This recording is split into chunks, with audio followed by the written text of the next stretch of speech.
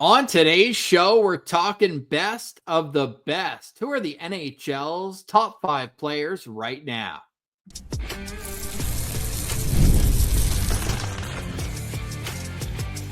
You're Locked On NHL, your daily podcast on the National Hockey League.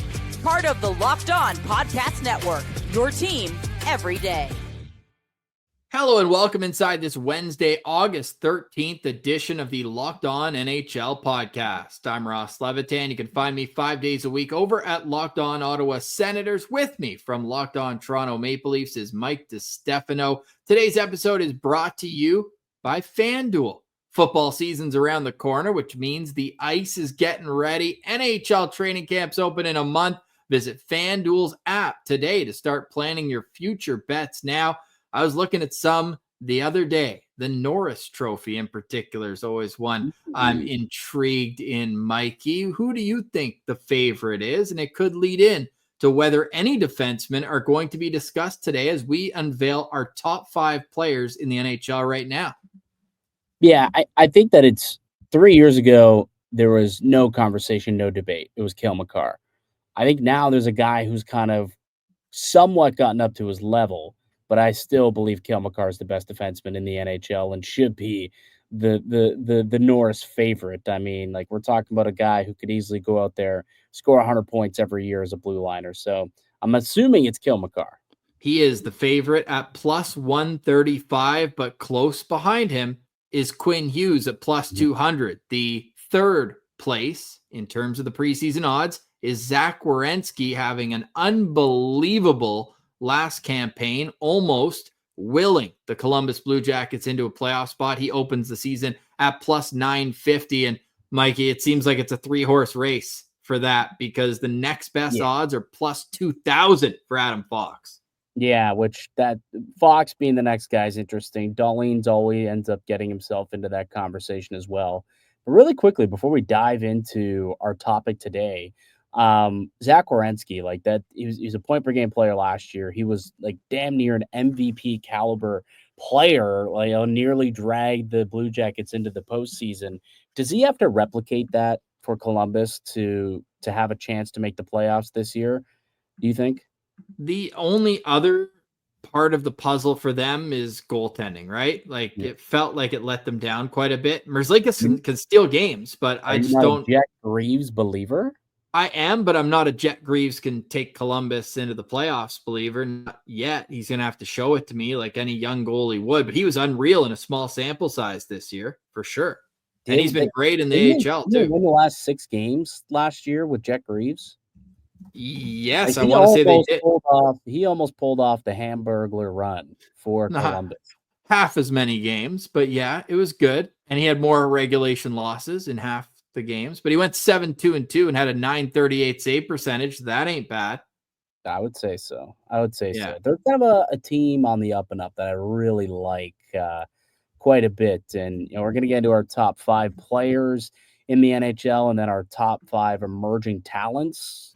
There might be someone in Columbus who might be talked about a little bit once we get to that segment. Okay, I won't spoil it yet because I was going to mention that player as another huge hinging point if Columbus is going to take the next step. I didn't love their offseason, though. As we're turning into Locked On Blue Jackets, you can go check them out wherever you get your podcast. But they were obviously one of the stories in the NHL, and we should also honor the late Johnny Gaudreau on what would have been his 32nd birthday today. Just an unimaginable tragedy that shook the hockey world nearly a year ago. And the Columbus Blue Jackets played for his memory this past season, as they will continue to do for the rest of time as they try to move forward. And Sean Monahan, the prime example of that, Johnny's best friend, had one heck of a rebound season after dealing with injuries for a few years before. I know he's healthy the previous season with Montreal having a bounce back year, being traded at the deadline to the Winnipeg Jets for a first round pick. But people opened their eyes and maybe winced a little bit when that contract was announced. But now it looks like it could be one of the more valuable contracts in the NHL if he can replicate what he did last season. But that's enough about the Columbus Blue Jackets. And Zach Werenski's 950. I kind of like that number for him. on FanDuel. And the Habs fans are just hammering the Lane Hudson Norris odds down. He's at plus 4,600, but Mike, he's got the 8th best odds to win the Norris Trophy. Yeah. Does that not seem a little high for a guy who's a rookie season? I would say so. But that being said, he has up better odds. Miro Heiskanen, Victor Hedman, and Josh Morrissey are the next 3 guys. The Hedman one surprises me. Not surprised by Heiskanen. Not really surprised by Morrissey either. We all know that this is a points-related award, and if Lane Hudson put up 60-something points as a rookie defenseman, 66 points, 66. What if he puts up 80 points? He's a point-per-game player. You don't think that's worthy of being top 8 on a Norris ballot? I do. Sure. I mean, Morrissey had 62 and was much better defensively. Yeah, but he's President's Trophy winning team. A, he's not 20, and B, he wasn't a rookie, and he doesn't play in Montreal. La Belle Province. Yeah, c'est ça. Montreal's going to be an intriguing team to watch. And no, Habs fans, we do not have any Habs in our top 5 players in the NHL. Let's begin with the unanimous choice, I presume. Connor McDavid, still. Austin Matthews. Oh, no, I'm kidding. Yes, no. McDavid's clear cut. There's no debate. He's clear cut best player on the planet. It's not even a conversation at this point. For years it was, who's going to contend with McDavid? 2 years ago, Matthews, may have been encroaching on that status, but I think it's been proven over the last couple of years. He's taken that Edmonton team to a Stanley Cup final. Hasn't gotten over the finish line, but he's been incredible and unbelievable. So it's not even a question to me. Connor McDavid will be the number 1 player on Locked On NHL's Top 100. He's the number 1 player in the world, and it's really no debate. No, he better be. Let's put it that way. Now, his production did dip slightly. I know he missed games, so I'm not looking at the overall point output, but in terms of points per 60 minutes, it was as high as I've ever seen for a player who plays as often as Connor McDavid per game. But he went from 5 3 seasons ago to 4.9 2 years ago, and then he was down at 4.1 this past season. Do you think this is kind of one of those years? We saw it a few years ago, 3 to be exact, where he's like, you know what? I'm actually going to shoot the puck this year. I'm not going to try to pass it off my teammates into the back of the net. And he ends up scoring a ton of goals. Do you think this could be one of those years? Because in the playoffs especially, it felt like he kind of passed up some grade A chances that he probably buries. Yeah, he might have to. It might have to be, a situation where he takes a little bit more onus to take control of these games. I will say that last year, league-wide goal scoring was down a little bit. It was the least amount of goals scored per game since pre-pandemic. So, just in general, it seemed like the offense was down slightly, which definitely hindered that. But I've got no problem believing that Connor McDavid, still has another gear he could possibly get to.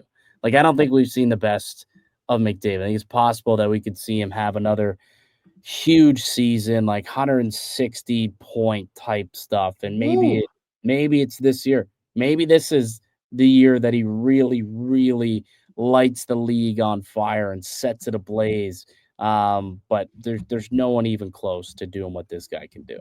He is the crown jewel of the National Hockey League. It is kind of a interesting nugget, I think, that this is the first time in his 10-year career that he finishes with a goal output in the 20s.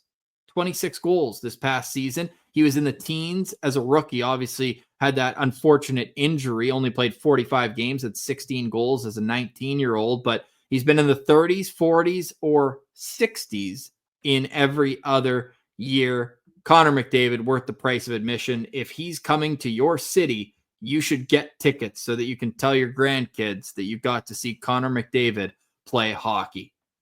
100%. Does the real conversation start at number 2 for you, Mikey, or is there a clear-cut unanimous choice here? And if so, where does the conversation really get interesting? Yeah, to me, it does start here. Let's take a break and we'll come back and we'll get 2 through 5 next here on the Locked On NHL podcast.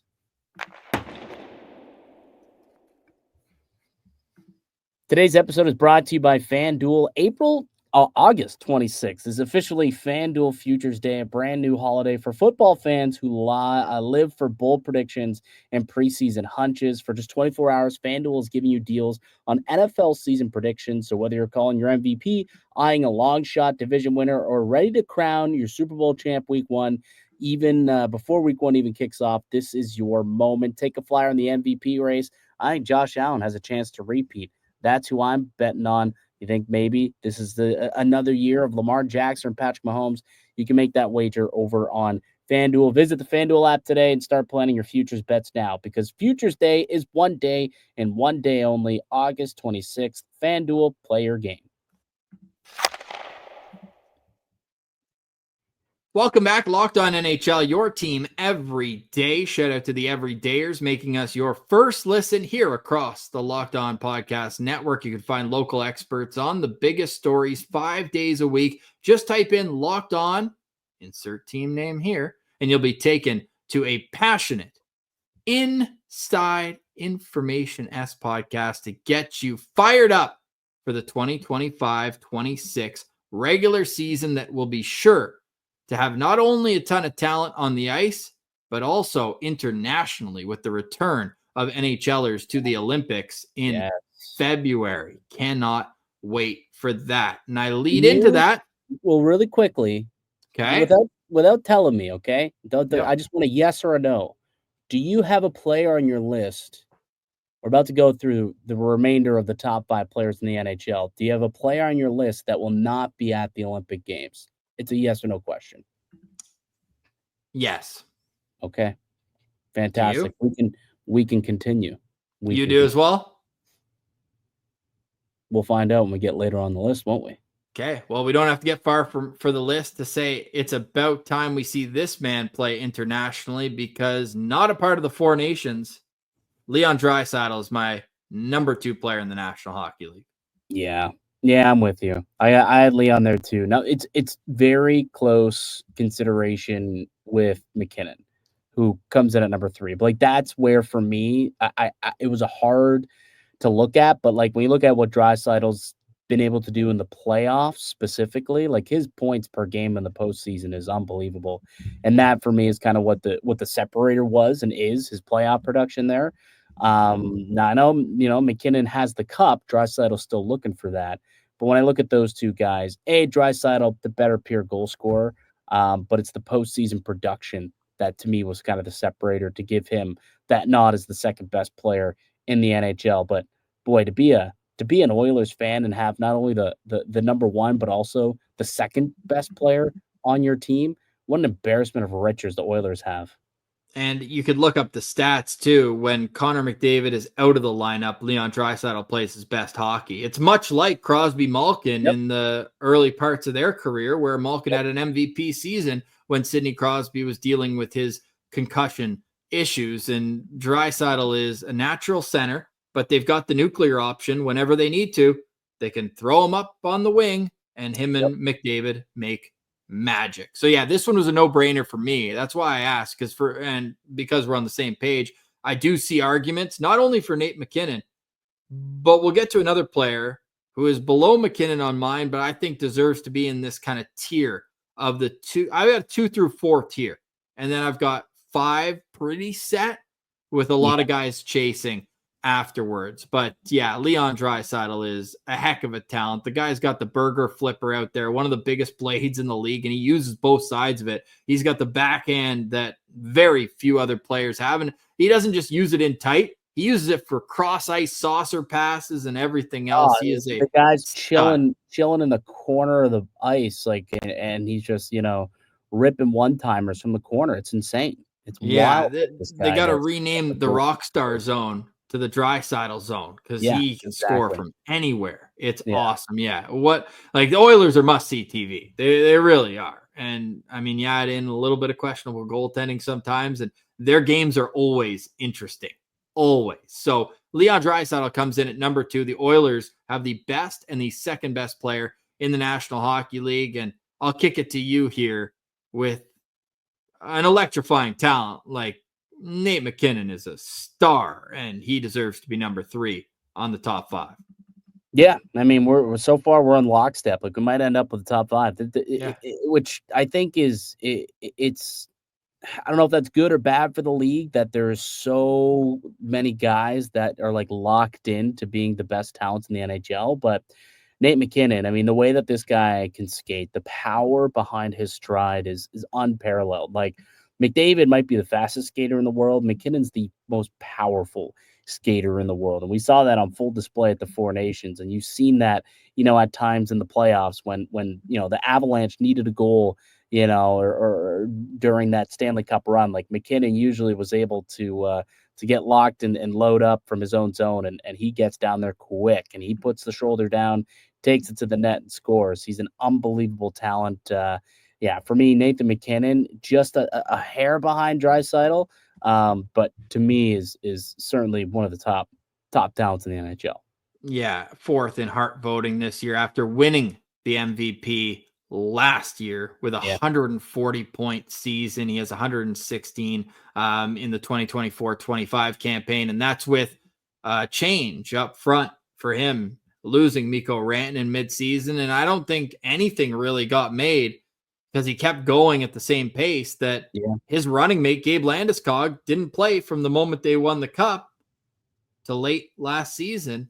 So you look at what MacKinnon can do. I always say, if McDavid's a gazelle, MacKinnon's a moose because he runs through you. It's awesome to watch. And sometimes he's the NHL player that's most likely to go, to use a basketball term, ISO mode. Like he'll just be like, no, I'm taking this to the net.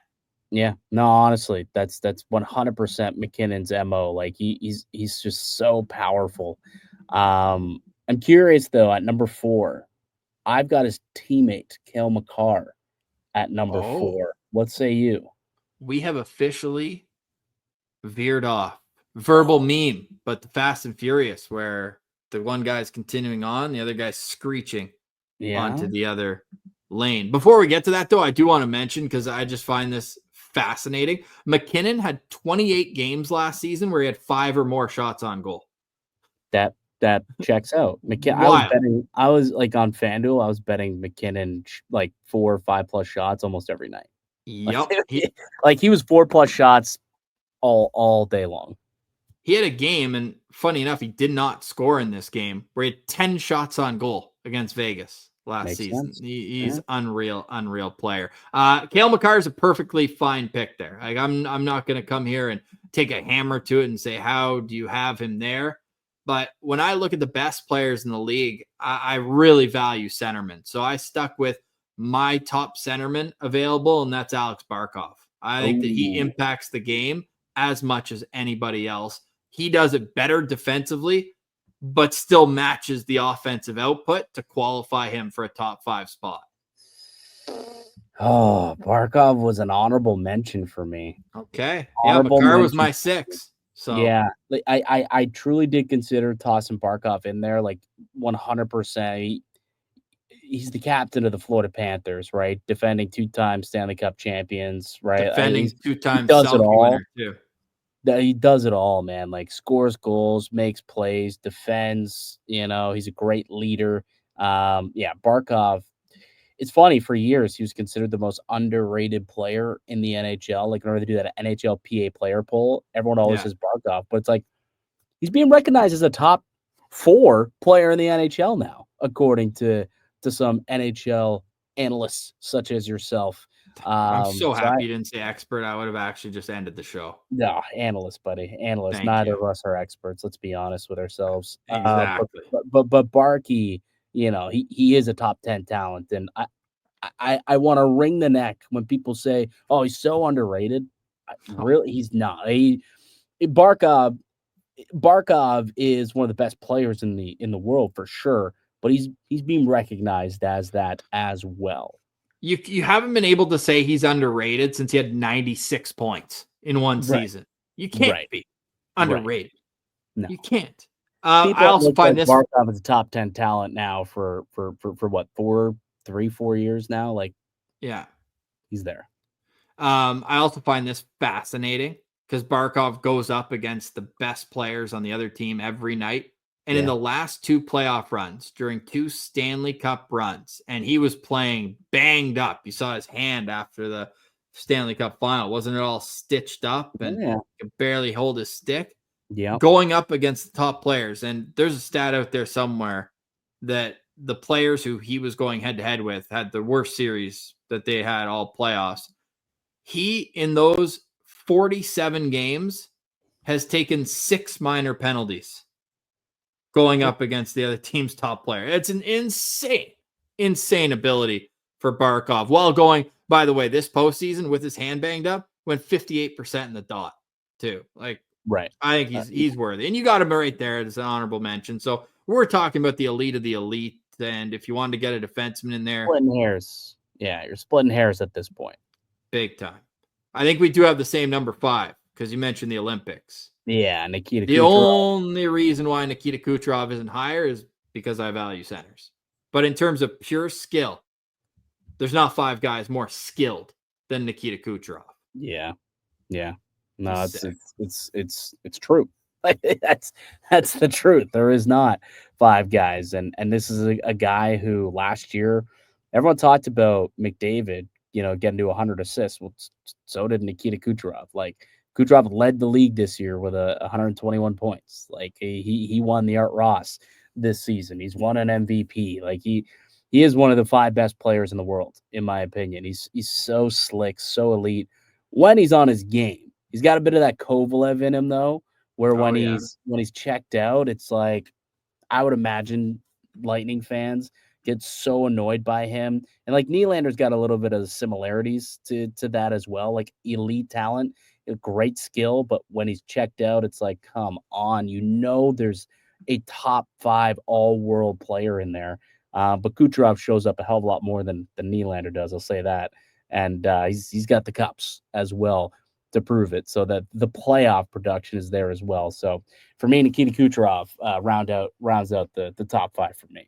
Yeah, and in the postseason elevates his game just as much as anybody else. Like 34 points in the bubble, and then the year after 32 points in the postseason. Truly incredible. Is that good? Truly incredible. Yeah, I also find it hilarious. He had 23 hits all season this year.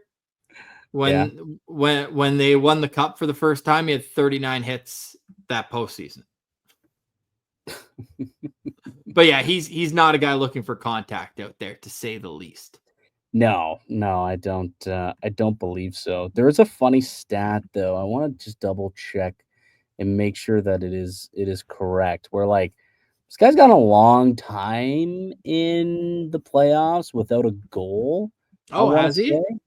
Yeah, he actually has not scored a goal in his last 15 playoff games, which is very interesting. Yeah, he hasn't scored a goal since his last time against Toronto. In the playoffs. Game 1 against Toronto back in 2023.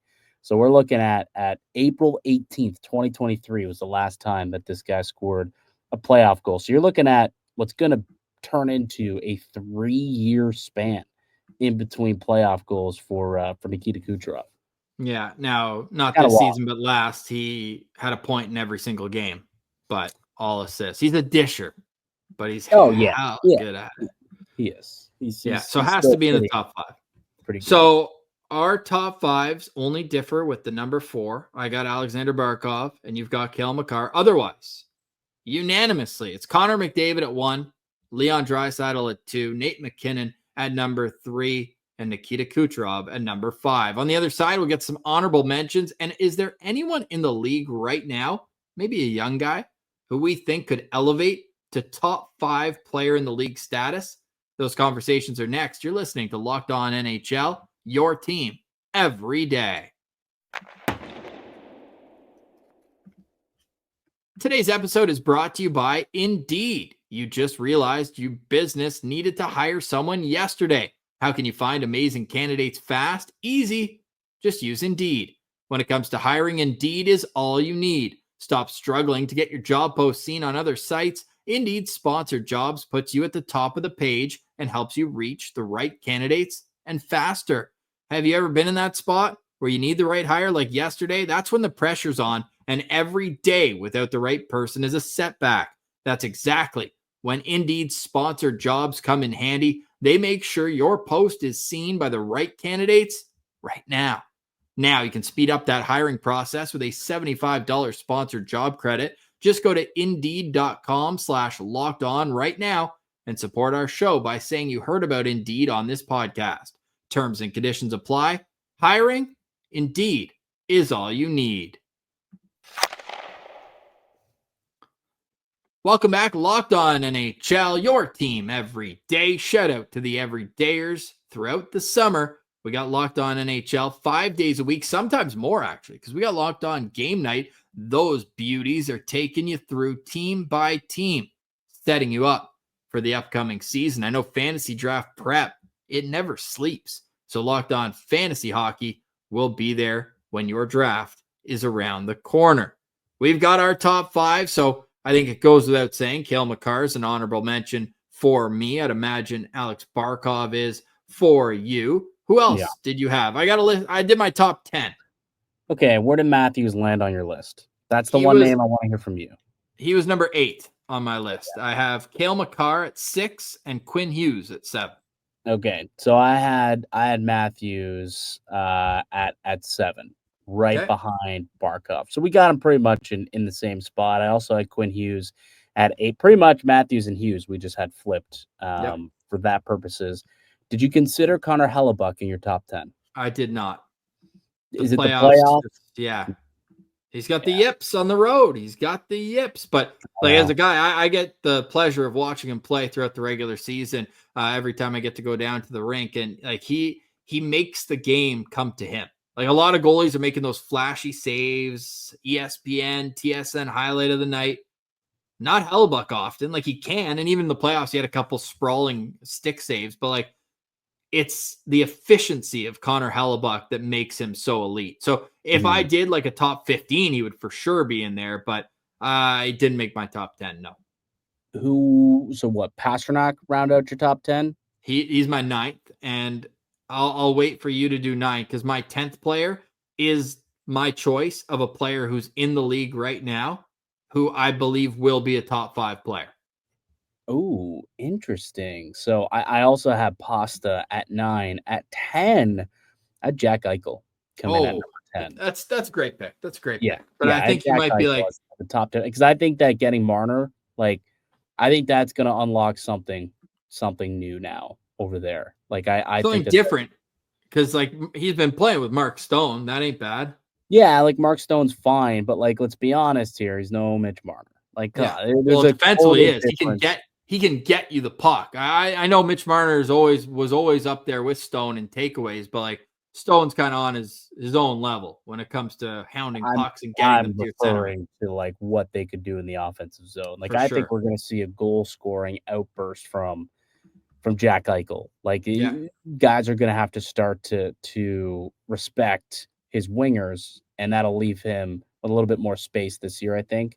I think a big year is kind of coming for Jack Eichel, so I had him to round out my top 10. Yeah, I think you might be like, oh, damn, when you hear my 10th guy, because if it wasn't for an injury, he could have won MVP. I think Kirill Kaprizov's going to be a top 5 player in the league. Yeah. I kind of sick, dude.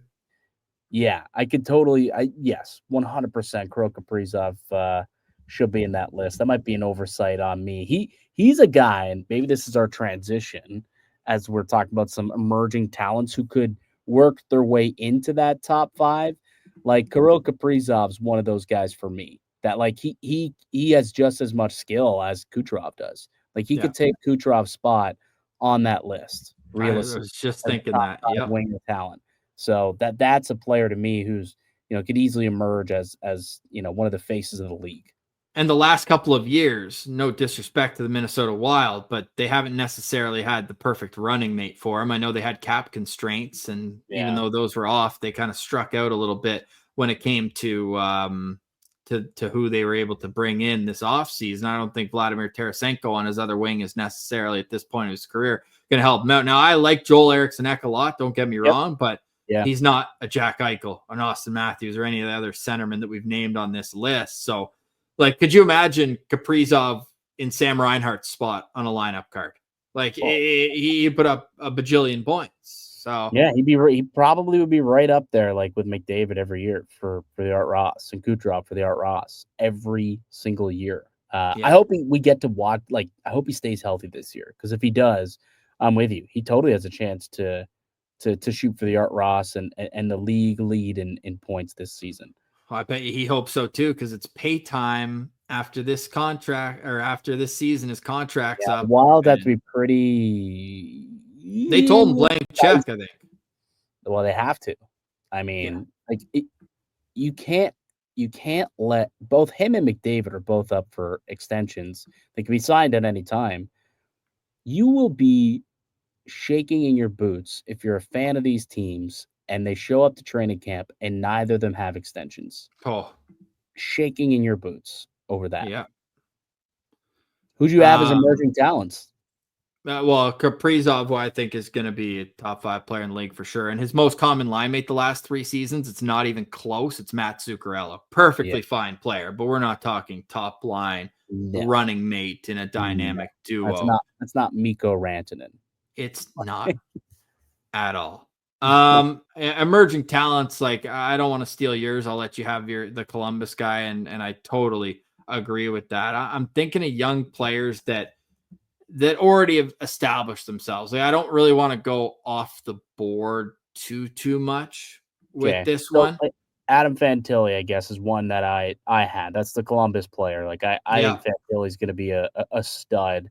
I mean, he's a two-way guy. You know, he put up over 30 goals in just his second year in the NHL. He's got the size to be like a Draisaitl, MacKinnon, Matthews type of player. So, he clearly is someone who could score. And like you said, you put a lot of value in the center ice position. That's what Fantilli is, a perfect franchise centerman. I think if he continues to ascend the way he did from year 1 to year 2, if he can continue to make leaps, I think he's a guy as, Draisaitl and MacKinnon, kind of age out.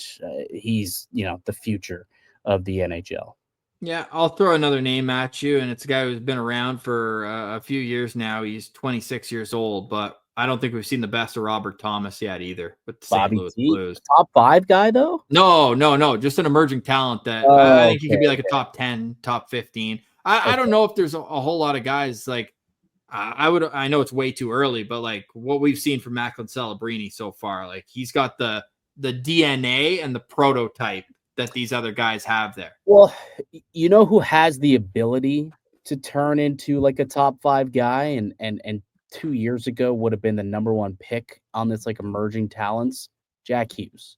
Like, Jack Hughes has all the skill in the world to emerge into that if he can stay healthy. That's a big if. He has not been able to do that. But if he can stay healthy, like, Hughes could easily be a face of the league in the next 5 years for sure. Yeah. And I mean, you mentioned Jack Eichel as a running mate, you mentioned him as a top 10 player. Like, Marner could easily put up 120 points next season. Yeah. I just walked on Leafs guy. I couldn't have Marner on this list. Yeah, I almost put him at 5 just to give you a little. My head would have exploded. I would have logged off. Yeah, no, all good. And credit to me for not throwing any Senators' names in the mix. Yeah, I totally thought like Ridley Gregg was going to show up on this list somewhere. Yeah. No, if anything, and stay tuned. Again, the basis for this is later on in the offseason, more so the start of the preseason. We're going to be putting together with all of our hosts the Locked On's top 100 players in the National Hockey League. Today on Locked On Senators, we actually discussed who Ottawa's top 5 players are. And it might surprise some that we had Jake Sanderson at number 1 ahead of Tim Stützle and Brady Tkachuk. But for more on that, you can check out Locked On Sens. I know you guys are doing the same on Friday over at Locked On Leafs, your top 5 Leafs. And we're going to be a week closer to the hockey season when we're back next Wednesday. But stay tuned. We got another episode of Locked On NHL coming at you tomorrow. For today, we say goodbye. For Mike DiStefano, I'm Ross Levitan. This has been another edition of the Locked On NHL podcast, your team every day.